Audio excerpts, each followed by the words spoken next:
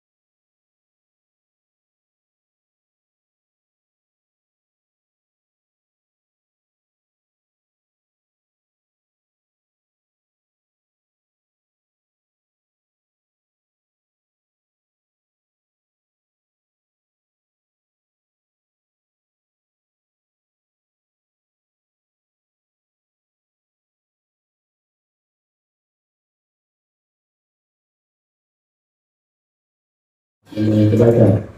Assalamualaikum warahmatullahi wabarakatuh.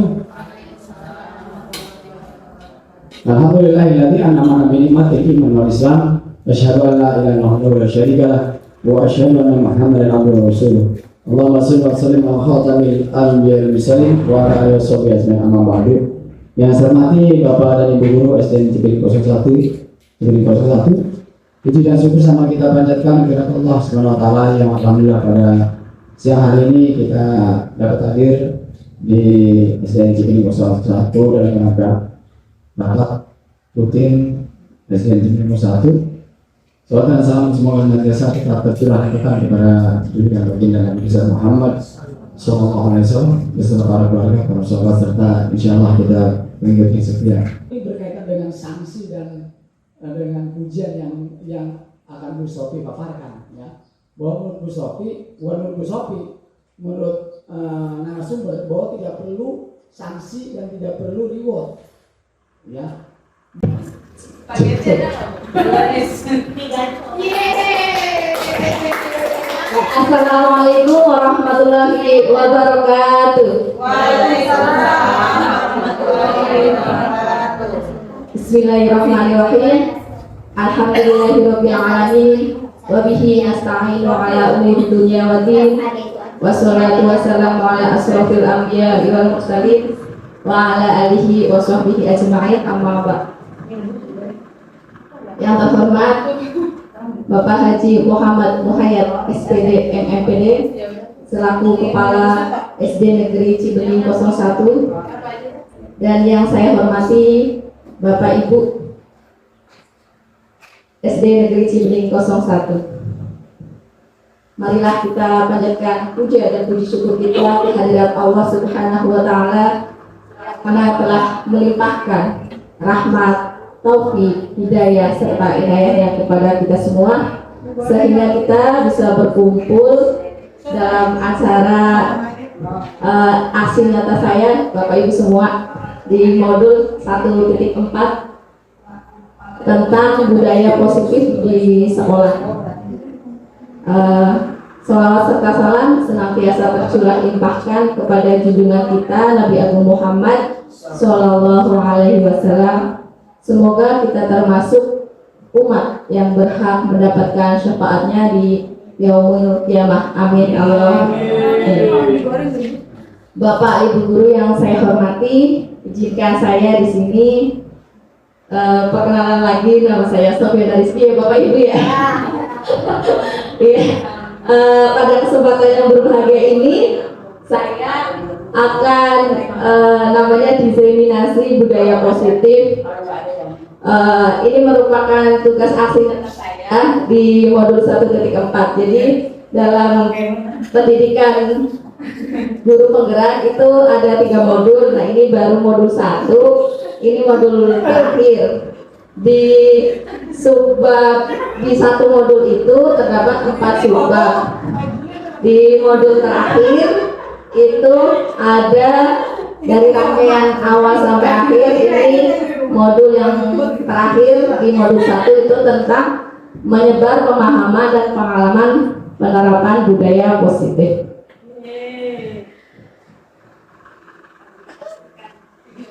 Oh iya, siap Bu. Oke. Saya ucapkan dulu ya Bapak Ibu semua, selamat datang para guru hebat. Mari kita belajar bersama, berkolaborasi, saling mendukung untuk mewujudkan budaya positif di SD kita tercinta ini, SD Negeri Cibening 01. Untuk selanjutnya yaitu ada pernyataan pemantik. Kira-kira ya Bapak Ibu semua ya, ini ada 3 pernyataan. Kira-kira Bapak Ibu itu setuju tidak dengan pertanyaan yang pertama, yaitu hukuman dapat mendisiplinkan anak? Setuju? Oke. Ya. Pertanyaan yang kedua yaitu tentang pemberian hukuman hal positif, misalkan lah saya kan itu Bu menghukum tapi arahnya positif, enggak yang kekerasan gitu. Ada suruh menyalin 5 kali 5 lembar gitu. Terus bisa membaca di perpustakaan, kan ini literasi bisa. Alih-alih alasannya ke ini kegiatan literasi. Nah, terus ada juga membersihkan halaman, kan lumayan. Lingkungan jadi bersih gitu kan ya. Kira-kira dengan cara seperti ini Bapak Ibu juga setuju? Oke. Yang ketiga, pemberian penghargaan atau reward dapat memotivasi belajar anak. Oke. Nanti apakah dengan ketiga pernyataan pematang ini benar-benar bisa membuktikan bahwa budaya positif di sekolah dengan penerapan ini memiliki jangka yang panjang, atau hanya untuk efek sementara, efek jelas saja seperti itu? Nah, ya Bu, dengan membersihkan halaman, ya nanti kita berbagi pengalaman ya Bapak Ibu semua. Jadi di sini saya bukan ingin menjadi yang paling pintar enggak ya Bapak Ibu semua. Jadi kita itu sharing informasi tentang pengalaman kita menerapkan budaya positif di sekolah. Nah, dalam konsep utama model budaya positif ada 7 poin yang akan saya sampaikan. Yang pertama yaitu perubahan paradigma belajar. Yang kedua tentang disiplin positif. Tentang selanjutnya tentang kebutuhan dasar manusia itu apa saja nanti yang sehingga dari kebutuhan dasar manusia itu memunculkan motivasi kita untuk berperilaku. Nah, untuk selanjutnya posisi kontrol restitusi, selanjutnya tentang keyakinan kelas, dan yang terakhir yaitu tentang segitiga restitusi. Selanjutnya tentang pembelajaran dengan paradigma baru. Apa itu pembelajaran dengan paradigma baru?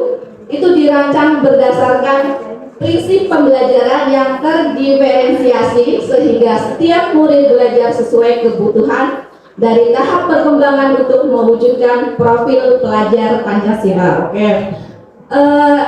Kita sudah menjalankan pembelajaran ya Bapak Ibu semua. Biasanya yang kita lakukan adalah secara klasikal. Kita anggap ya udah pokoknya murid itu memiliki kebutuhan yang sama. Nah, untuk kelas 1 dan 4 yang sudah menerapkan pembelajaran dengan kurikulum merdeka, di awal pembelajaran kita mengadakan tes diagnostik kan. Nah, apa itu tujuan tes diagnostik? Nah, tujuan dari tes diagnostik itu untuk mengetahui kebutuhan, maksudnya karakteristik anak ini sebenarnya tipe belajar yang apa gitu. Nah, mungkin selama ini kita disamakan udah secara klasikal seperti pembelajaran biasanya. Nah, dalam hal ini itu ada pembelajaran yang terdiferensiasi. Nah, jadi kita memberikan memberikan perlakuan kepada anak dengan sesuai dengan karakteristik anak, karena anak itu unik. Nah, jadi tidak bisa disamakan seperti itu. Nah, nanti sehingga akan mewujudkan yang namanya profil pelajar Pancasila. Ada berapa ya Bapak Ibu semua? Ada berapa Bida? Ada 5. Oke, ada 5. Ya, betul sekali ya, 5. Oke, yang pertama yaitu beriman dan bertakwa pada Tuhan Yang Maha Esa dan berakhlak mulia. 2, berkebinekaan global. 3, gotong royong. 4, mandiri. 5, kreatif. 6, bernalar kritis. Ada 6 ya? Iya. Oke, kita kayak saya sudah pernah dengar juga di kelas Wida sudah menyajikan ini ya. Sebenarnya bukan titik beratnya hafal nyanyinya, tapi lebih ke penanganan karakternya melekat pada diri anak. Nah, supaya hafal kita nyanyikan biar tidak spanner. Kita nyanyikan seperti ini. Bu Ida sudah pernah? Oke. Belajar Pancasila, beriman dan bertakwa pada Tuhan Yang Esa dan berakhlak mulia, berkebinekaan global, gotong royong mandiri, kreatif dan bernalar kritis. 2 kali. Kreatif dan bernalar kritis. Oke, dicoba sekali ya Bapak Ibu semua ya. 1, 2, 3. Belajar Pancasila, beriman dan bertakwa pada Tuhan Yang Esa dan berakhlak mulia, berkebinekaan global, gotong royong mandiri, kreatif dan bernalar kritis, kreatif dan bernalar kritis. Oke, terus selanjutnya ITK apa? ITK tadi kamu serah. Oke, selanjutnya tentang perubahan paradigma. Jadi yang pertama kita kenal dengan teori kontrol. Bahwasanya ilusi berarti bayang-bayang lah guru mengontrol murid. Nah, apakah benar sih sebenarnya guru yang punya hak leluasa mengontrol muridnya?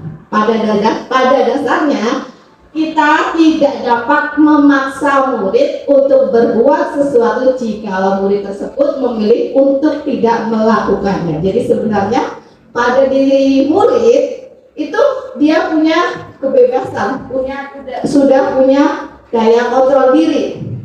Nah, tapi kadang kita sebagai guru menganggap diri kita adalah yang mengontrol murid. Untuk yang kedua, ilusi bahwa kritik dan membuat orang merasa salah dapat menguatkan karakter. Mungkin kalau kita memberi kritik atau saran, itu anak langsung bisa berubah. Nah, tapi itu jangka pendek, tidak bisa untuk jangka panjang. Untuk selanjutnya yaitu tentang ilusi bahwa semua penguatan positif efektif dan bermanfaat. Seperti tadi kita memberikan motivasi penguatan positif. Nah, ternyata itu sama juga memberikan motivasi eksternal saja, tidak internal. Makanya ini tidak berlangsung untuk sesuatu yang lama untuk kedepannya, tapi hanya bersifat sementara. Yang keempat tentang ilusi bahwa orang dewasa memiliki hak untuk memaksa. Ini sama, ini seperti nomor 1. Nah, guru dianggap orang dewasa punya hak untuk memaksa. Untuk selanjutnya ada teori stimulus sama respon. Di depan ditampilkan bahwa ada perbedaan antara teori stimulus respon dengan teori kontrol. Kalau stimulus respon itu menganggap bahwa semua kebutuhan itu sama. Nah, kalau dalam teori kontrol itu kebutuhan itu berbeda. Nah, untuk selanjutnya semua orang melihat hal yang sama. Dalam teori kontrol setiap orang memiliki gambaran yang berbeda. Dalam stimulus respon kita mencoba mengubah orang agar berpandangan sama dengan kita. Tetapi kalau dalam teori kontrol kita berusaha memahami pandangan orang lain tentang dunia. Dalam stimulus respon perilaku buruk dilihat sebagai suatu kesalahan. Kalau dalam teori kontrol semua perilaku memiliki tujuan. Jadi siswa atau murid kita sebenarnya berperilaku seperti ini, misalkan berperilaku dia ganggu temannya, sebenarnya mungkin dia kebutuhan kasih sayangnya atau sebenarnya dia pengen cari perhatian. Nah, kita lihat nanti apa sih sebenarnya kebutuhan dasar manusia apa saja. Untuk selanjutnya ada orang lain bisa mengontrol saya. Nah, tadi yang ilusi bahwa guru itu mengontrol murid, nah pasti pakai teori stimulus respon. Kalau dalam teori kontrol hanya Anda yang bisa mengontrol diri sendiri. Selanjutnya saya bisa mengontrol orang lain. Kalau dalam teori kontrol Anda tidak bisa mengontrol orang lain. Stimulus sama respon pemaksaan ada pada saat bujukan gagal. Kalau teori kontrol itu adanya kolaborasi, adanya konsekuensi yang menciptakan pilihan-pilihan baru. Dan yang terakhir, model berpikirnya menang kalah. Nah, kalau dalam teori kontrol modelnya dua-duanya menang, seperti itu. Jadi kalau misalkan menang kalah, stimulus respon, ibu memberikan stimulus sama siswanya terus patuh, itu dianggap menang kalah. Tapi kalau dalam teori kontrol mencoba mencari jalan keluar bersama-sama, jadi itu sama-sama menang, seperti itu. Ada siswa diberikan sebuah kesempatan untuk mengutarakan mengapa anak berbuat seperti ini.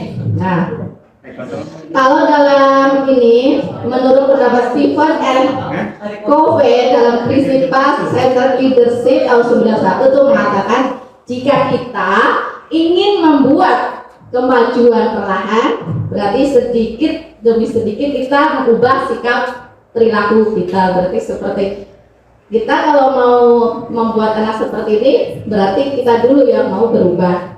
Tapi jika kita ingin memperbaiki cara-cara utama, strategi yang akan kita ubah, maka kita perlu mengubah kerangka acuan kita. Nah, kita ubah paradigma cara berpikir kita, bagaimana agar anak bisa sesuai dengan yang diharapkan di budaya positif ini. Nah, untuk selanjutnya,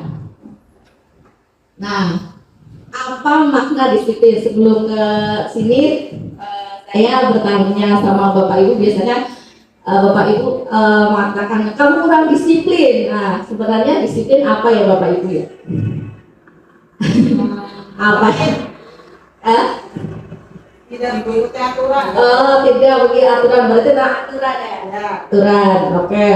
Nah, kalau di sini disiplin berasal dari bahasa Latin, namanya disiplina, artinya belajar. Makna ini diambil oleh orang tokoh yaitu dari muridnya Socrates sama Plato, mengatakan bahwa disiplin itu belajar. Nah, kalau kita memang sama, saya juga seperti Bu Ida sebelum belajar tentang disiplin positif ya mengatakan bahwa disiplin aturan, terus aturan membebankan kayak gitu, terus ada tekanan. Kalau udah mengatakan kata disiplin udah seperti itu, ke arahnya seperti itu. Nah, kita akan belajar tadi tentang disiplin, sekarang tentang budaya positif. Nah, kadang ada yang disiplin positif, ya, disiplin ditambahkan positif gitu.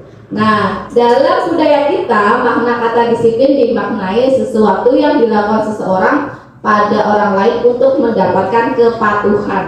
Nah, berarti seperti yang tadi Buddha katakan bahwa disiplin dari aturan, berarti kita membuat aturan agar orang patuh dengan aturan kita, seperti itu. Nah, kata disiplin, nah kalau sudah aturan itu mengandung ketidaknyamanan, tekanan, intimidasi, seperti itu. Nah, untuk selanjutnya, kita sebagai pendidik, tujuan kita itu menciptakan murid-murid yang memiliki disiplin diri sehingga mereka bisa berperilaku dengan mengacu nilai-nilai kebajikan universal dan memiliki motivasi intrinsik, bukan ekstrinsik. Nah, nilai-nilai kebajikan ini kalau di kita, sebenarnya nilai-nilai kebijakan itu banyak sekali. Nah, dalam peraturan pemerintah yang saat ini kita kenal dengan profil pelajar Pancasila, sudah ditetapkan itu. Nah, dari keenam karakter tadi, nah dengan penerapan budaya positif ini diharapkan yang muncul itu bukan motivasi dari eksternal. Karena apa? Kalau motivasi eksternal, kalau sudah tidak ada diberikan seperti itu, ya sudah, anak itu tidak ada kesadaran untuk melakukannya. Nah, dari tujuan dari budaya positif ini itu menumbuhkan yang namanya motivasi internal. Nah, disiplin positif itu salah satu cara untuk penerapan disiplin yang bertujuan untuk menumbuhkan kesadaran serta memberdayakan anak untuk melakukan sesuatu tanpa sogokan, tanpa ancaman ataupun tanpa hukuman. Nah, ini dia. Tadi saya sudah jelaskan sebelum masuk ke teori tentang motivasi perilaku anak atau perilaku manusia. Nah, kita belajar tentang kebutuhan dasar manusia. Kebutuhan dasar manusia itu ada 5, yaitu yang pertama bertahan hidup.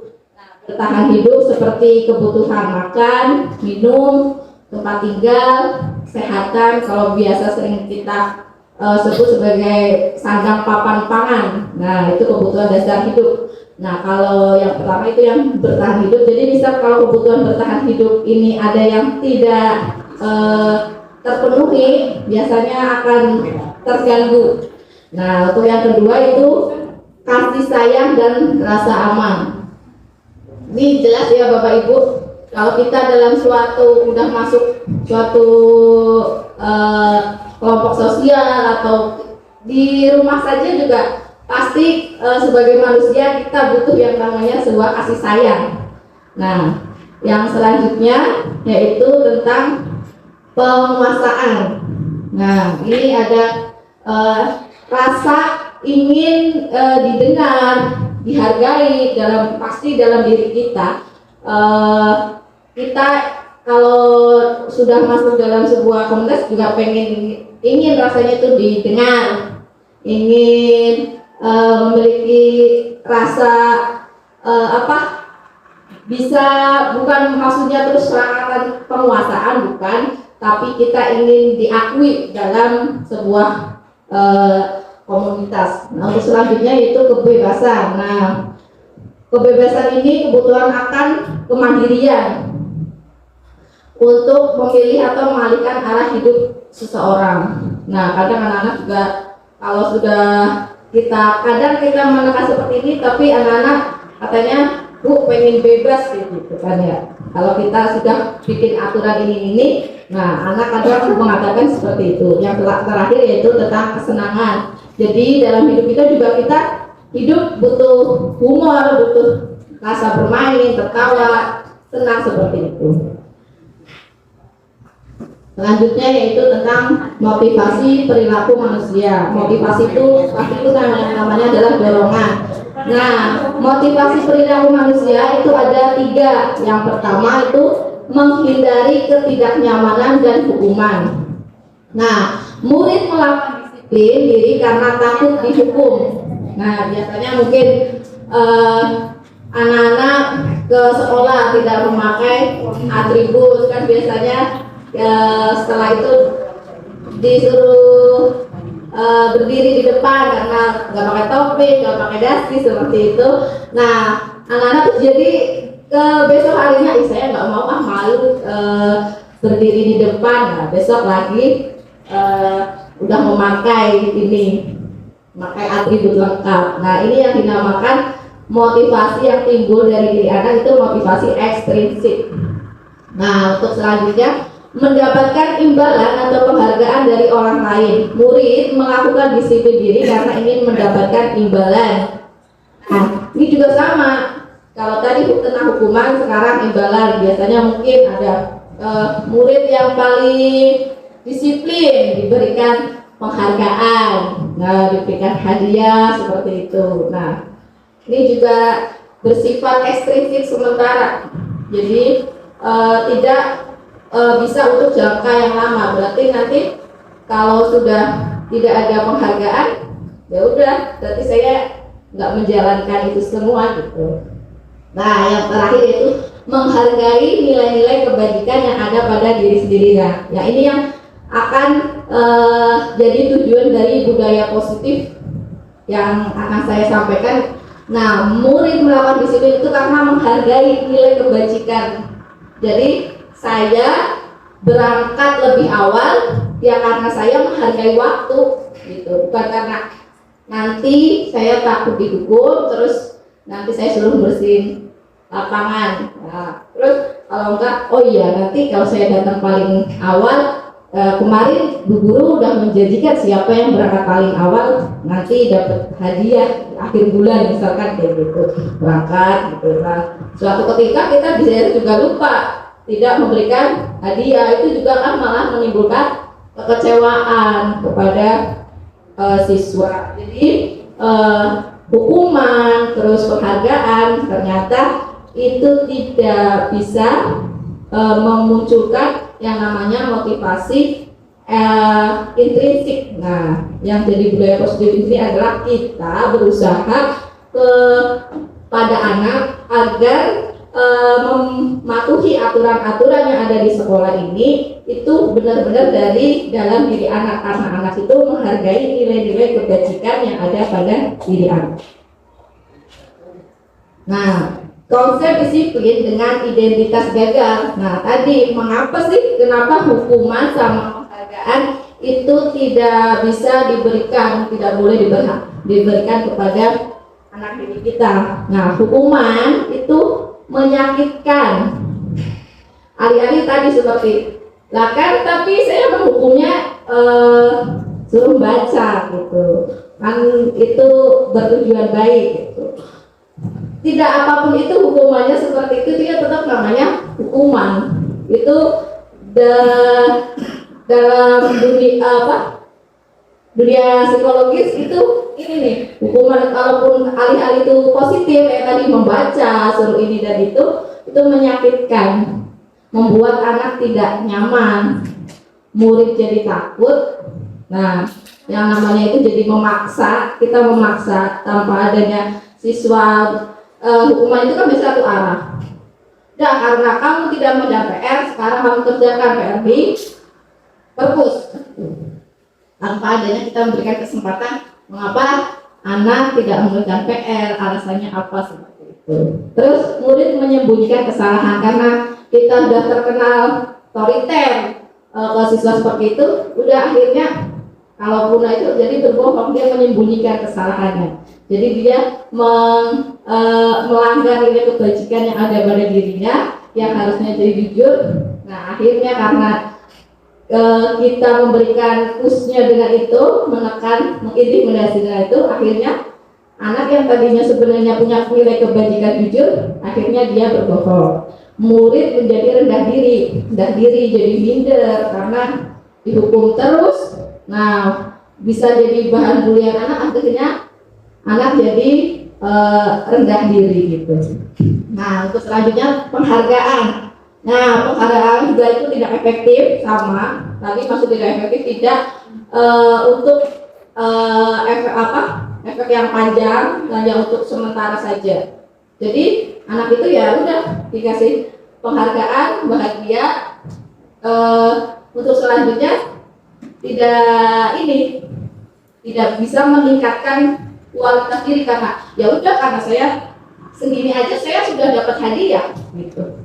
Ya udah, jadi nggak usah ditingkatkan lagi gitu.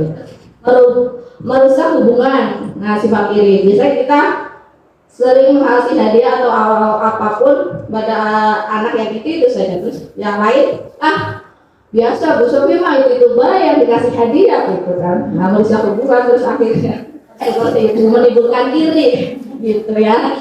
Nah, terus mematikan kreativitas. Nah, ini yang tadi saya bilang, misalkan kita itu latih anak membaca itu kita udah tahu anak sudah bisa membaca per kata. Nah, ternyata anak tiba-tiba sudah belajar terus, berusaha dengan dia meningkat untuk bisa membaca per kalimat kan. Nah, setelah itu kita kasih hadiah, atau mungkin di rumah Bapak Ibu semua ajarin anaknya membaca. Nih, karena kamu sudah bisa membaca, saya kasih es krim gitu kan ya. Si anak tadinya yang lagi bahagia, dia bisa dari kata ke kalimat, lagi bahagianya mengapresiasi diri. Oh, saya udah bisa kayak gini. Tanpa diberikan hadiah es krim, dia sudah menghargai dirinya, sudah senang, lagi menghargai ini. Nah, sama Bapak Ibu atau itu dikasih hadiah, nih saya kasih es krim, udah hilang rasa yang tadi dia menghargai diri, kemampuan dia. Saya udah dikasih es krim. Nah, itu mematikan kreativitas di sini karena terus saya udah bisa membaca sampai kalimat aja udah dapat es krim. Dan mungkin kalau ya udah kepuasan saya sampai es krim ini nih. Nah, habis itu ya udah gak mau jadi membacanya jadi lebih enggak gitu. Ini kenapa sistem penghargaan tidak baik. Nah, untuk selanjutnya menghukum dengan sistem ranking ya Bapak Ibu ya. Ini yang menjadi kegalauan kita nggak ngasih ranking tapi lali murid ya. Ranking berapa ya Bapak Ibu semua. Ini sebenarnya perlu di awal sebenarnya perlu itu sama sosialisasi sama wali murid kalau kita kenapa sih dampak ranking, kenapa nggak kita kasih. Nah, misalkan kita ngasih ranking. Nah, ranking tidak boleh itu karena misalkan yang ranking 2 dia merasa terhukum. Aduh, kenapa sih? Satu lagi, dikit lagi saya dapat ranking 1 gitu. Nah, itu menurut psikologis si anak itu mereka merasa terhukum. Nah, terus apalagi misalkan kalau rankingnya itu tiba-tiba dia juara kelas atau tiba-tiba melonjak jadi di luar 10 besar. Nah, orang tuanya biasanya dia pulang juga dimarahin, terus orang tuanya juga merasa gagal. Ini Bu, apa yang biasanya Bu, apa yang salah ya Bu? Saya perasaan di rumah sudah mengajari ini itu gitu. Nah, ini sistem ranking. Jadi sebenarnya sudah, makanya di era pun ya Pak Julia, udah tidak ada kolom ranking berapa seperti itu. Tapi kita dilemanya kadang orang tua itu masih suka menanyakan ranking berapa ini ya gitu. Nah, ini bisa kita arahkan ke situ karena sistem ranking seperti itu. Nanti yang nggak dapat ranking jadi udah saya nggak mau berusaha, udah orang saya usaha juga nggak dapat ranking segitu. Iya pasti itu tapi saya nggak dapat ranking gitu. Itu seperti itu. Iya, harus kita ubah mindset seperti itu untuk pemberian ranking. Terus merampas hak menghargai diri. Ini seperti yang saya tadi jelaskan, yang kita membaca dia lagi bahagia dengan dirinya, saya puas dengan pencapaian saya ini, langsung kita kasih plus. Nah itu membuat anak jadi senang terhadap penghargaan, bukan terhadap kemampuan yang dia miliki. Nah ini sudah saya jelaskan tadi. Nah terus apa yang harus kita lakukan? Penghargaan nggak boleh. Ini yang harus kita lakukan, ini Bapak Ibu semua. Kita itu memberikan apresiasi pengakuan. Jadi pengakuannya beri pengakuan secara khusus. Nah misalkan terus beri pengakuan secara pribadi, misalkan kita ngeliat nih, ngeliat anak Tony dia lagi ibu amati, dia ternyata membantu temannya lagi kesulitan, dibantu cara mengerjakannya, bukan dicontek ya Bapak Ibu semua ya. Nah dibantu itu. Nah terus nanti dipanggil, Tony terima kasih ya, tadi Tony Bu lihat Tony sangat baik, sangat peduli terhadap temanmu. Nah ternyata tadi Sofi lihat si Tony itu mengajari si Siti mengerjakan ini. Nah tingkatkan terus ya rasa kepedulianmu seperti itu Bapak Ibu semua. Jadi secara pribadi. Nah setelah itu juga kita memberikan apresiasi ini kepada semua siswa. Kita lihat apa yang maksudnya siswa itu, potensi dari siswa pasti ada sisi baiknya, nggak mesti posisi yang menyimpang.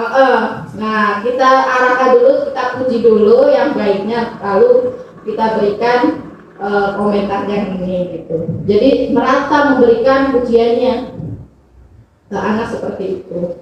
Terus untuk selalu pengakuan secara konsisten. Nah selalu berarti ibu punya catatan, ya catatan, buku catatan kayak anekdot seperti itu untuk anak ini gitu. Jadi ini pendekatan dari hati ke hati Bapak Ibu semua. Nah untuk selanjutnya fokus pada proses. Jadi tidak langsung kita mengatakan seperti ini ke anak besok langsung berubah, itu tidak. Nah seperti ya sama aja kayak filosofi yang batu kalau ditetesi air lama-kelamaan kan katanya jeblok, bolong gitu. Sekarang di hati lama-lama kalau kita kasih terus penguatan positif, lama-lama dia akan luluh gitu. Nah ini nih yang tadi saya katakan, misalkan nih ada menolong murid baru di kelas. Nah biasanya anak baru belum bisa beradaptasi. Ternyata ada anak yang tiba-tiba mendekati. Nah itu ngomongnya nanti aja pas lagi dipanggil. Nah pembukanya kemarin saya perhatikan kamu seperti ini ya, nah, terus diberikan motivasi terus itu anak akan lebih bisa menghargai dirinya. Ternyata betul ya seperti ini, saya melakukan seperti ini jadi diberikan lebih penguatan. Jadi anak itu akan lebih meningkatkan sikap empatinya seperti itu daripada kita memberikan sebuah penghargaan. Jadi nanti si anak itu akan tergantung sama sebuah penghargaan. Dan untuk selanjutnya yaitu mengenai konsep disiplin dengan identitas sukses. Nah, tadi sudah dijelaskan tentang konsep disiplin dengan identitas gagal, ada hukuman. dan juga ada penghargaan. Kalau dalam konsep disiplin dengan identitas sukses itu ada konsekuensi dan restitusi. Nah, apa itu perbedaan dari konsekuensi dan restitusi? Apabila konsekuensi itu yang pertama penguatannya jangka pendek, adanya monitoring berkelanjutan, adanya stimulus dan respon, murid menghormati peraturan, dan juga kehilangan waktu untuk merenungi kesalahan. Nah, sedangkan restitusi itu murid bertanggung jawab untuk perilakunya. Selanjutnya fokus pada pemecahan masalah.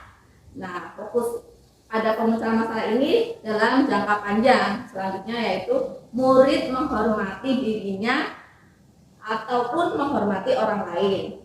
Adanya teori kontrol yang ada pada diri kita sendiri yang bisa mengontrol. Selanjutnya murid bersemangat untuk memperbaiki kesalahan. Nah, pada konsep disiplin dengan identitas sukses, kalau konsekuensi itu masih ada kelemahan. Nah, tingkat tertinggi dari konsep disiplin yang sukses yaitu melakukan restitusi. Nah, apa sih sebenarnya restitusi itu? Nah, apa ya kira-kira restitusi? Restitusi itu adalah proses menciptakan kondisi bagi murid untuk memperbaiki kesalahan mereka sehingga bisa kembali pada kelompok mereka dengan karakter yang lebih kuat. Seperti itu adalah restitusi. Terus selanjutnya mengenai ciri-ciri restitusi. Ada beberapa ciri-ciri restitusi. Yang pertama, bukan untuk menebus kesalahan, namun untuk belajar dari kesalahan. Yang kedua, memperbaiki hubungan. Selanjutnya, tawaran, bukan suatu paksaan. Menuntun untuk melihat ke dalam diri siswa, mencari kebutuhan dasar yang mendasari tindakan. Tadi kita sudah belajar tentang 5 kebutuhan dasar manusia. Dan selanjutnya fokus pada karakter, bukan pada tindakan. Dan selanjutnya adalah menguatkan dan fokus pada solusi. Jadi dalam restitusi itu bukan untuk mencari siapa yang salah, tetapi kita bersama-sama, kita melakukan restitusi pada siswa, berarti kita bersama-sama untuk mencari solusi dari permasalahan tersebut. Nah, dalam restitusi itu ada yang namanya segitiga restitusi. Dalam segitiga restitusi itu ada 3 tahapan. Yang pertama, yang garis mendata itu menstabilkan identitas terlebih dahulu. Nah, setelah stabil, selanjutnya menanyakan keyakinan kelas. Nah, jadi dalam restitusi itu dibutuhkan suatu keyakinan kelas. Nah, setelah ini saya akan menjelaskan tentang keyakinan kelas. Nah, setelah itu baru adanya validasi tentang kebutuhan. Yang pertama yaitu menstabilkan identitas. Nah, untuk membuat anak yang merasa gagal karena telah berbuat salah, nah kita stabilkan dirinya dengan penguatan atau kata-kata positif. Nah, biasanya dalam hal ini kita misalkan contohnya menggunakan kata-kata ibu tahu setiap manusia tidak ada yang luput dari kesalahan. Nah, di sini ibu tidak mencari siapa yang salah, tetapi kita bersama-sama untuk mencari solusi dari permasalahan atau penyimpangan yang telah dilakukan, seperti itu. Nah, untuk selanjutnya yaitu validasi kebutuhan. Sebelum validasi kebutuhan, nah ini validasi kebutuhan itu membantu siswa mengenali kebutuhan yang ada pada dirinya. Nah, dari penyimpangan itu biasanya guru kita itu menanyakan, misalnya kamu bisa saja melakukan hal yang lebih buruk, tapi kamu tidak melakukannya kan? Kamu pasti punya alasan mengapa melakukan hal yang menyimpang atau pelanggaran tersebut. Nah, setelah itu kita tanyakan tentang keyakinan. Nah, kira-kira kamu telah melanggar keyakinan apa? Keyakinan kelas apa yang telah kamu langgar? Nah, di sini kita kembalikan ke nilai-nilai keyakinan kelas yang telah disepakati. Nah, terus kita tanyakan kepada anak, kamu ini ingin menjadi anak seperti apa? Terus kapan kamu mau berubah? Seperti itu.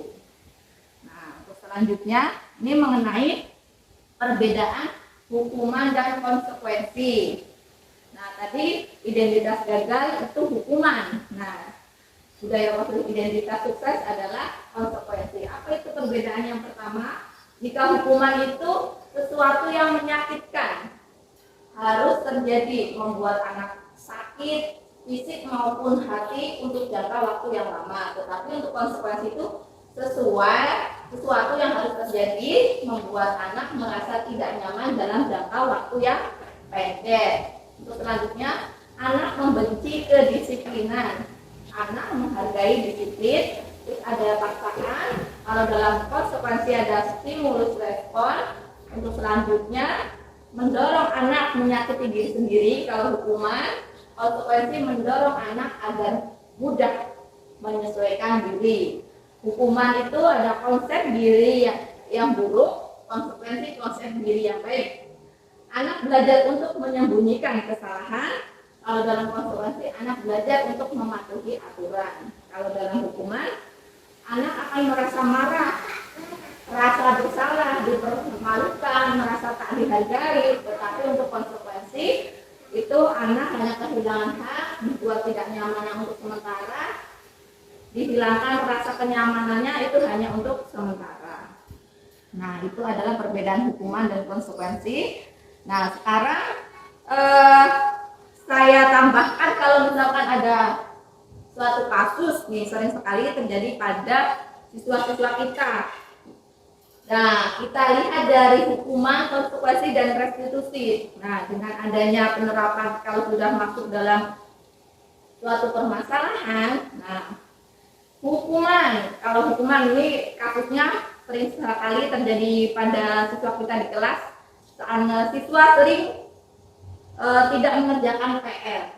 Nah, kalau hukuman itu guru menghukum murid tersebut, misalnya tidak mengerjakan PR, disuruh lari lapangan atau disuruh membersihkan kelas gitu. Nah, tetapi kalau dalam konsekuensi, guru memberikan konsekuensi untuk mengerjakan PR-nya saat istirahat atau dikerjakan sebanyak 3 kali di rumah. Nah, kalau dalam konsekuensi ini biasanya sudah ada kesepakatan di awal, misalkan membuat kesepakatan sebelum pembelajaran dimulai. Kalau tidak mengerjakan PR, apa yo minta dikasih konsekuensi apa? Nah, kalau sudah seperti ini anak udah tahu, jadi langsung anak kalau misalkan tidak mengerjakan PR sudah tahu, oh nanti saya kalau tidak mengerjakan PR konsekuensinya saya harus menyalin sebanyak 3 kali. Nah, itu konsekuensi. Itu selanjutnya itu restitusi. Guru menanyakan keyakinan kelas dirinya dan membantu siswa menyelesaikan masalahnya. Kalau dalam restitusi di sini guru menanyakan nilai keyakinan kelas apa yang telah dilanggar oleh siswa. Nah, untuk selanjutnya seperti tadi cari solusi bersama kapan anak itu mau berubah. Nah, kalau dalam hukuman guru marah dan murid merasa takut.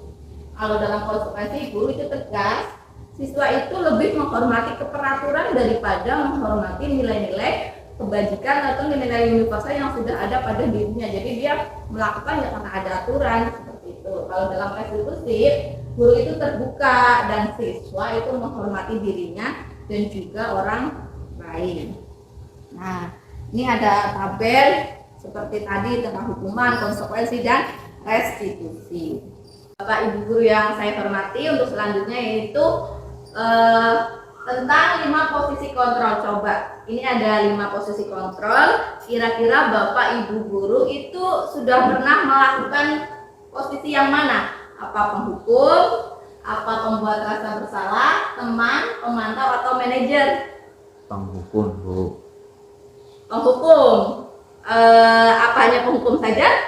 Pernah mungkin jadi teman, membuat rasa bersalah, atau pemantau, atau bahkan sudah pernah jadi manajer? Jadi teman juga. Oh, oke. Kira-kira apa ya penghukum itu yang bagaimana, pembuat rasa bersalah bagaimana, teman bagaimana, pemantau bagaimana, ataupun manajer bagaimana, akan saya jelaskan lebih lanjut. Nah, yang pertama adalah penghukum. Seorang penghukum bisa menggunakan hukuman fisik maupun verbal. Orang-orang yang menjalankan posisi penghukum senantiasa mengatakan bahwa sekolah memerlukan sistem atau alat yang dapat lebih menekan murid lebih dalam lagi. Jadi dalam posisi penghukum itu hanya satu arah. Jadi guru tanpa meminta pendapat siswa atau apa, ya udah langsung dihukum. Misalkan tidak memakai atribut yang lengkap ke sekolah ataupun saat upacara, langsung ya karena kamu tidak memakai atribut lengkap, ibu hukum kamu untuk membersihkan WC, misalkan seperti itu. Nah, untuk selanjutnya yaitu pembuat rasa bersalah. Pada posisi ini biasanya guru akan bersuara lebih lembut. Pembuat rasa bersalah akan menggunakan keheningan yang membuat orang lain merasa tidak nyaman, bersalah atau rendah diri. Biasanya membuat rasa bersalah ini itu biasanya menggunakan, misalkan nih anak-anak lagi dijelaskan terus rame, terus Bu Guru sudah capek-capek menjelaskan, kamu ngobrol terus. Apa kamu tidak kasihan sama ibu? Nah, seperti ini anak-anak akan merasa bersalah telah mengecewakan gurunya, seperti itu pembuat rasa bersalah. Untuk selanjutnya teman. Nah, guru pada posisi ini tidak akan menyakiti murid, namun akan tetap berupaya mengontrol murid melalui persuasi. Posisi teman pada guru bisa negatif ataupun positif, jadi ada kelemahannya juga ada kelebihannya. Positif di sini bisa berupa hubungan yang baik terjadi antara guru dan murid. Sedangkan untuk posisi negatifnya apabila nanti siswa tidak guru menganggap guru tidak sebagai teman lagi, tidak bisa membantu, ini siswa akan merasa dikecewakan. Nah, untuk selanjutnya Bapak Ibu, itu yang selanjutnya adalah posisi kontrol kita sebagai teman. Pada posisi ini itu guru tidak menyakiti murid, namun akan tetap berupaya mengontrol murid melalui persuasi.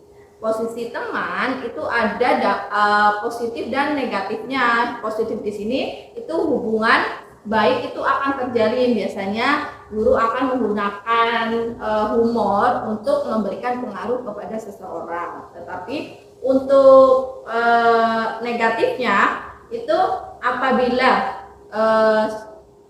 siswa itu merasa tidak terbantu, misalkan guru tidak bisa membantu saat siswa melakukan pelanggaran. Nah, siswa itu akan merasa kalau dirinya udah dikecewakan oleh gurunya, akan kecewa seperti itu. Untuk selanjutnya posisi pemantau. Nah, pada posisi pemantau ini sebenarnya mirip dengan posisi penghukum, tetapi kalau penghukum itu hanya satu arah, tidak adanya konsekuensi. Tapi kalau dalam posisi pemantau itu sudah ada konsekuensinya, sudah ada aturan, kesepakatan bersama. Nah, pada posisi pemantau ini, pemantau itu mengawasi. Nah, biasanya juga posisi pemantau itu mengandalkan data-data atau konsekuensi aturan yang telah dibuat bersama. Jadi posisi pemantau ini menggunakan sanksi atau konsekuensi itu bisa memisahkan hubungan pribadi kita dengan murid sebagai seorang yang menjalankan posisi pemantau. Dan yang terakhir ini adalah posisi yang sangat dianjurkan dalam melakukan restitusi, yaitu posisi manajer. Nah, pada posisi ini guru itu berbuat sesuatu bersama dengan murid. Jadi ada kolaborasi antara siswa dengan guru dalam menyelesaikan suatu permasalahan atau pelanggaran yang terjadi. Di manajer itu murid diajak untuk menganalisis kebutuhan dirinya dan kebutuhan orang lain. Di sini itu penekanannya bukan pada kemampuan untuk membuat sebuah konsekuensi, tetapi siswa dan guru itu berkolaborasi bersama untuk memperbaiki kesalahan yang ada pada dirinya, sehingga nanti diharapkan pada posisi ini nilai kebajikan yang telah dilanggar oleh siswa itu pulih kembali dan siswa akan kembali kepada kelompoknya dengan karakter yang akan lebih kuat lagi. Nah, ini Bapak Ibu semua, ini contoh posisi 5 posisi kontrol tersebut apabila menghadapi masalah, misalkan masalahnya yaitu murid sering terlambat masuk kelas. Nah, pada posisi penghukum contohnya patuhi aturan sekolah lalu berdiri di depan kelas. Nah, jadi memaksa untuk patuh terus langsung dihukum untuk berdiri di kelas.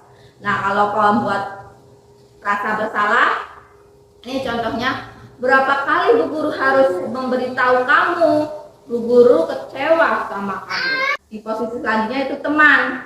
Nah, di posisi teman ini biasanya menggunakan kalimat seperti ini. Ayolah yang patuh, buat Bu Guru bangga. Kali ini tidak apa-apa, kamu salah. Seperti itu. Kalau pemantau, karena sudah ada konsekuensi atau aturan yang sudah disepakati, kalimat yang digunakan biasanya seperti ini. Kamu sudah melanggar. Apa peraturan dan konsekuensinya? Seperti itu, seperti ditagih. Kalau dalam posisi pemantau. Dan untuk selanjutnya yaitu posisi manajer. Pada posisi manajer itu biasanya menggunakan kalimat seperti ini. Apakah kamu tahu nilai keyakinan kelas yang kamu langgar?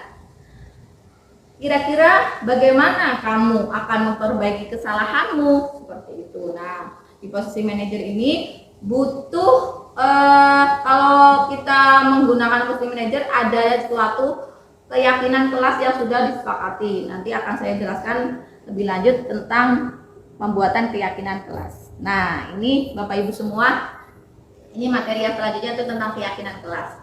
Coba Bapak Ibu semua sebelum ke keyakinan kelas, tolong dijawab ya Bapak Ibu. Nah, oke. Nah, coba jawab. Mengapa kita memiliki peraturan harus menggunakan helm bila mengendarai kendaraan roda 2? Itu untuk apa? Ya, aman kepalanya. Oh, untuk keamanan, oke. Oke, untuk pertanyaan kedua, mengapa kita memiliki peraturan 3M, menggunakan masker, mencuci tangan, dan menjaga jarak 1,5 meter? Itu mengapa Bapak Ibu?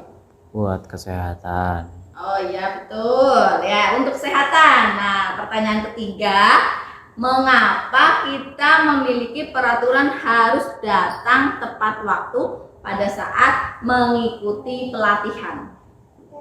Apa itu? Mengapa kita memiliki peraturan harus datang tepat waktu? Biasanya nilainya apa? Oh iya benar, kedisiplinan. Oke, ya. Itu ada kesehatan, kedisiplinan, terus ada tadi keamanan. Itu yang dinamakan adalah nilai-nilai universal, nilai-nilai kebajikan. Ini yang nanti akan dibuat untuk membuat keyakinan kelas. Jadi keyakinan kelas itu untuk mendukung adanya motivasi intrinsik, yaitu kembalinya ke nilai-nilai atau keyakinan-keyakinan yang lebih menggerakkan seseorang dibandingkan mengikuti serangkaian peraturan-peraturan seperti itu. Nah, ya Bapak Ibu semua bisa dilihat dari sini itu ada diagram Venn mengenai keyakinan kelas, posisi keyakinan kelas. Kalau dibikin diagram Venn berarti yang pertama itu peraturan kelas terlebih dahulu, baru keyakinan kelas. Terus dari keyakinan kelas akan menimbulkan lingkungan positif, dan di diagram Venn yang paling luar adalah adanya budaya positif yang telah berlangsung dalam suatu lingkungan sekolah. Nah, pembentukan keyakinan kelas. Jadi pembentukan keyakinan kelas yang pertama itu keyakinan kelas harus bersifat lebih abstrak daripada peraturan. yang lebih rinci dan konkret. Jadi keyakinan kita kelas itu hanya berisi tentang nilai-nilai kebajikan, tidak seperti peraturan. Kalau peraturan akan lebih rinci. Biasanya kalau peraturan terus diikuti dengan sebuah konsekuensi. Kalau keyakinan kelas tidak. Keyakinan kelas berupa pernyataan-pernyataan universal. Nah, jadi masuk umum. Selanjutnya, pernyataan keyakinan kelas senantiasa dibuat dalam bentuk positif. Selanjutnya itu keyakinan kelas hendaknya tidak terlalu banyak. Nah, tidak terlalu banyak sehingga nanti akan mudah diingat dan dipahami oleh seluruh siswa di kelas. Keyakinan kelas sebaiknya sesuatu yang dapat diterapkan di lingkungan tersebut. Jadi kita membuat keyakinan kelas juga disesuaikan dengan lingkungan kita, gitu. Selanjutnya, semua warga kelas hendaknya ikut berkontribusi dalam pembuatan keyakinan kelas. Jadi dalam membuat keyakinan kelas kita mengikut sertakan seluruh warga kelas. Untuk selanjutnya, bersedia meninjau kembali keyakinan kelas dari waktu ke waktu. Jadi dalam membuat keyakinan kelas itu harus adanya evaluasi. Mungkin kita membuat keyakinan 5 keyakinan kelas, tapi ternyata di luar 5 keyakinan kelas itu ternyata siswa juga melanggar di luar 5 keyakinan yang telah kita tetapkan. Nah, makanya perlu adanya sebuah evaluasi atau refleksi. Nah, ini Bapak Ibu semua, peraturan dan keyakinan kelas perbedaannya. Kalau dalam peraturan kelas selalu kembalikan buku ke tempatnya, tapi dalam keyakinan kelas itu adalah tanggung jawab. Jadi hanya nilai-nilai kebajikannya saja kalau dalam keyakinan kelas. Peraturan dilarang mengganggu orang lain. Nilai keyakinan kelasnya itu adalah menghormati orang lain. Hadir di sekolah 15 menit sebelum pembelajaran dimulai. Keyakinan kelas itu menghormati orang lain atau komitmen. Dalam peraturan dilarang melakukan kekerasan. Dalam keyakinan kelas itu ada nilai kebajikannya keselamatan atau menghormati orang lain. Terus selanjutnya, peraturan kelas dilarang menggunakan narkoba. Keyakinan kelasnya kesehatan. Dalam peraturan itu ada bergantian atau menunggu giliran. Keyakinan kelasnya menghormati orang lain. Untuk peraturan kelas ada gunakan masker.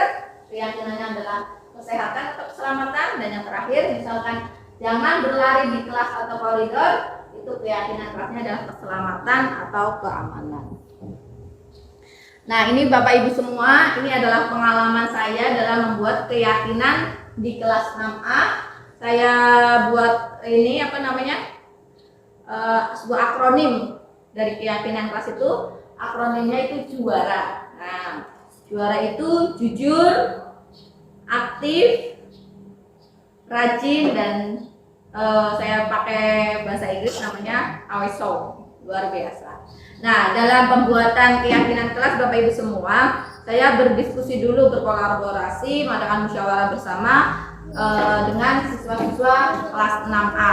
Jadi sebelum saya mengikuti pendidikan guru penggerak, saya membuat peraturan kesepakatan kelas. Nah, di waktu masa orientasi siswa biasanya itu yang 1 hari itu untuk membuat kesepakatan kelas. Tapi ternyata setelah mengikuti pendidikan guru penggerak, ternyata peraturan kelas itu tadi letaknya di diagramkan di dalam. Nah, lebih dianjurkan untuk membuat keyakinan kelas karena akan lebih diingat sama siswa dan banyak mengandung nilai-nilai kebajikan pada siswa. Ini akan lebih mengenal. Saya revisi lagi.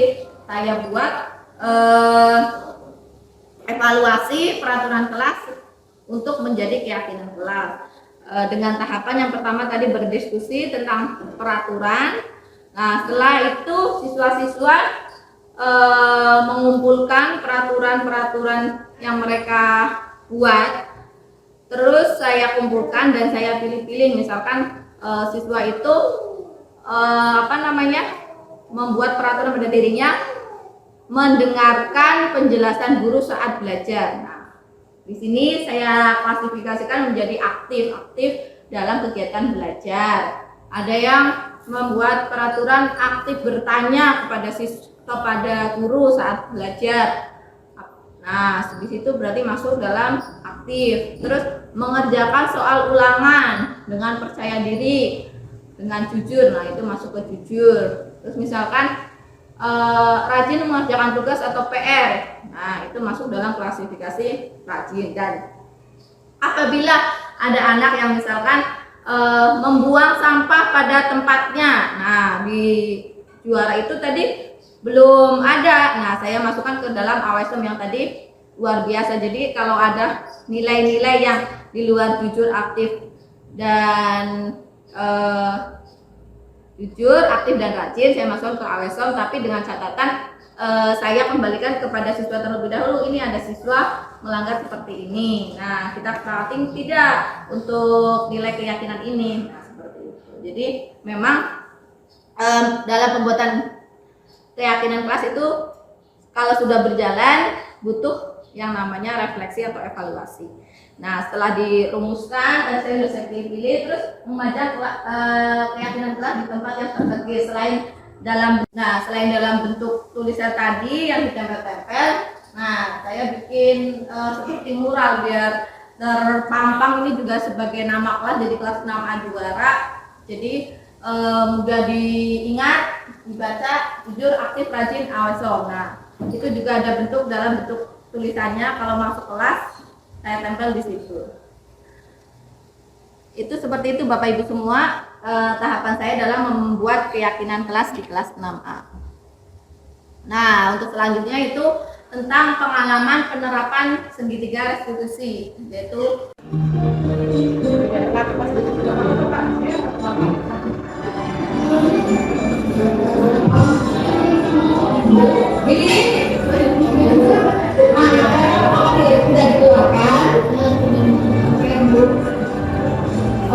sudah ada PR. Nah, ini kan dari tugas dasar. Hari ini ya sudah tahu tidak apa sebenarnya sudah dulu nanti tidak ada PR kan nah ini Udah. ini tidak mengerjakan PR tadi pagi.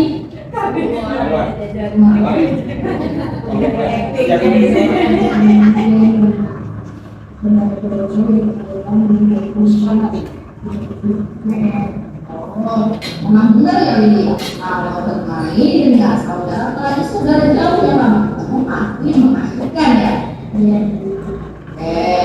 Nah, suatu mau tanya nih, kira-kira anak ini masih ingat nggak nilai-nilai tugas kita yang sudah kita sepakati bersama teman-teman kelas waktu di awal pembelajaran? Oh iya betul juara. Yuk coba sebutkan juara itu nilai-nilai tugas kita apa saja? Satu, jujur, dua, aktif, dan oke, bisa sekali teman-teman hal ini masih ingat ya. Oke, dari kelima nilai-nilai tugas kita tersebut, Amdi tidak mengerjakan PR, ya kan? Nah, berarti kedua sudah Amdi harga. Oh iya benar rajin. Nah, ini belum rajin ternyata ya, belum rajin mengerjakan tugas-tugas di sekolah. Kira-kira solusi apa? Kita cari solusi bersama-sama agar nanti tidak lupa.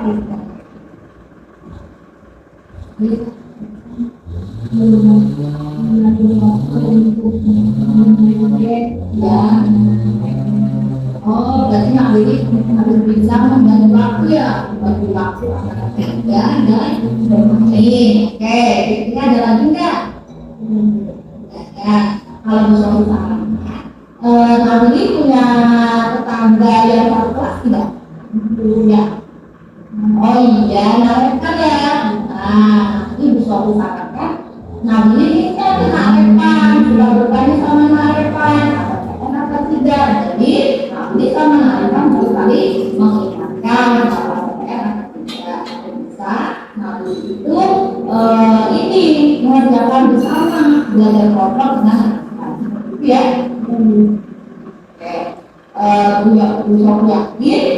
makhluk itu pasti bisa berubah lebih baik lagi. Ya, nomor 2. Kira-kira nanti akan memulai perubahan yang lebih baik mulai kapan? Nanti merupakan suami mengatakan kepada diri yang dulu itu diperbolehkan ini boleh meminta ada mereka untuk membantu apabila nanti melakukan dalam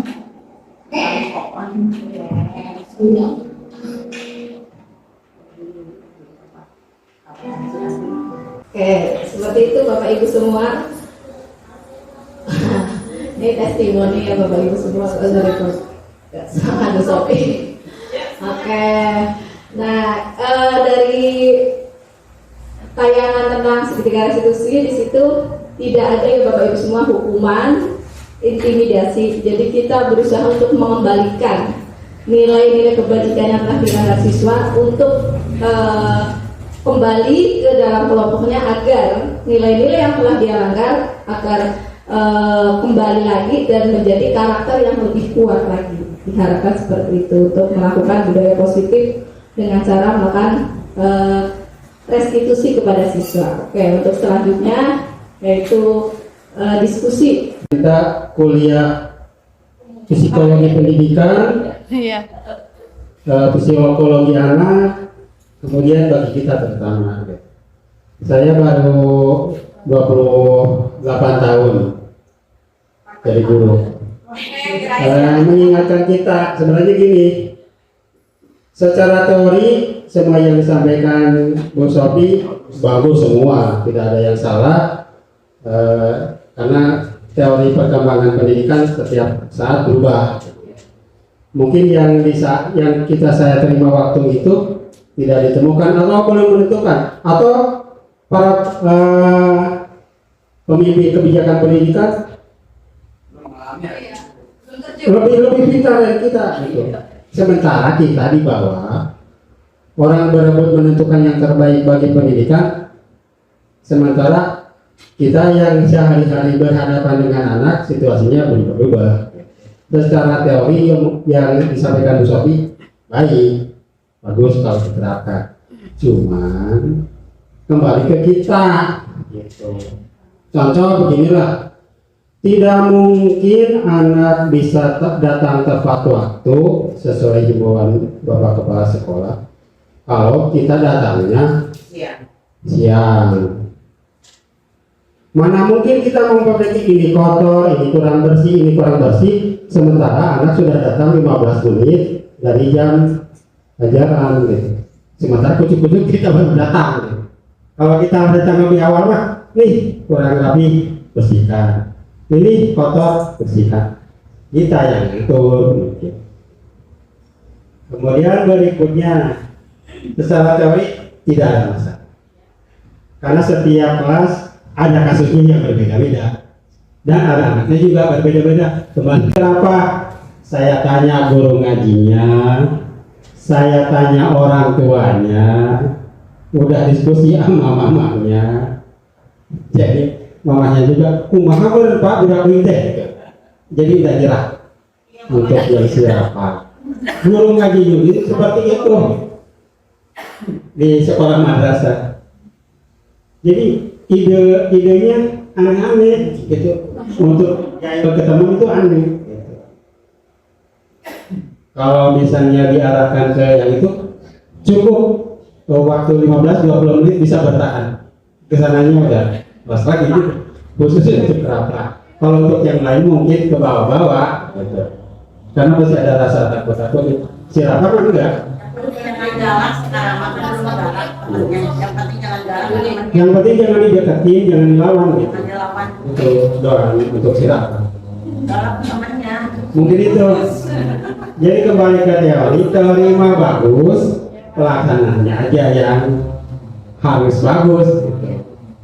Secara teori mah mudah, prakteknya berproses. Mana mungkin anak suruh aktif, kitanya juga enggak aktif gitu. Kalau ingin datang datang lebih pagi, yang pagi. Kalau yang siang datang sebelum satu. Jadi ada kesempatan untuk yang belum sholat diingatkan sholat. Kalau yang siang, kalau yang pagi mereka belum sarapan atau belum rapi kelasnya diingatkan untuk rapi, untuk beres. Jadi udah ke asup ke jam pelajaran gurunya kadang datang. Itu penilaian orang tua. Mungkin sama dengan ibu bapak juga karena punya anak yang sekolah.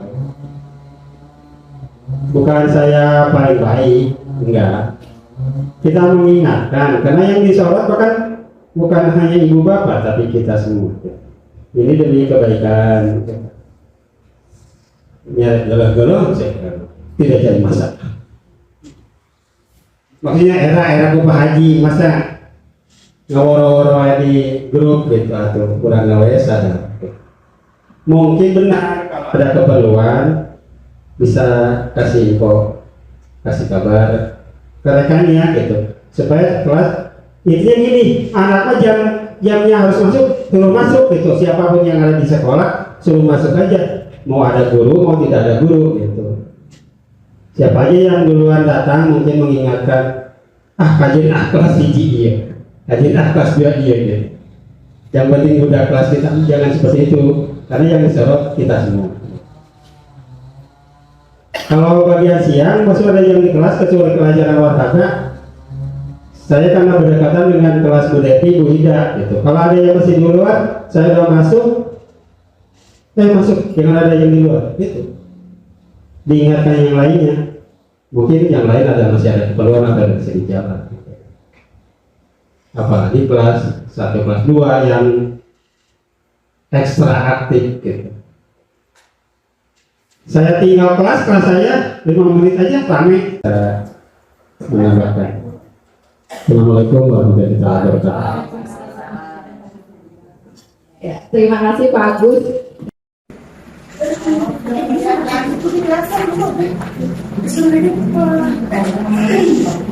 Baik, terima kasih sebelumnya untuk Bu Rofi telah mengatakan mengenai budaya positif.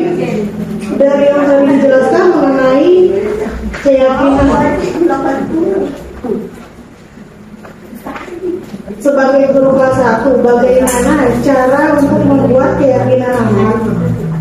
Sedangkan anak kelas 1 itu untuk membuat keyakinan diri itu untuk bermusyawarahnya dan berdiskusinya itu masih belum seperti itu. Terima kasih. Oke, terima kasih pertanyaannya Bu Eti. Ya, sangat bagus. Memang benar, saya juga sudah pernah jadi guru kelas 1. Memang kelas 1 kalau untuk bermusyawarah untuk seperti itu memang masih susah diajak. Tapi yang namanya belajar, kenapa tidak kita mencoba untuk mengajak anak untuk bermusyawarah. Nah, untuk kelas 1, kalau dalam ini keyakinan kelas 1 kan juga punya waktu banyak tuh, masa orientasi siswanya 3 hari. Nah, di saat itu kita membuat keyakinan kelasnya itu dalam suasana dibuat angel, bermain, bernyanyi seperti itu. Bisa juga dengan diawali dengan bernyanyi kayak tentang bernyanyi pergi belajar ya Bu. Kayak oh ibu dan ayah itu kan ada nilai-nilai kebajikannya juga. Nah, setelah itu anak-anak sebenarnya kalau menjadi guru kelas 1 itu lebih ke sebenarnya gambar menyiapkan tentang nilai-nilai. Jadi Bu Eti atau Bu Lucy nanti sudah menerapkan nilai-nilai kebajikan yang akan diterapkan.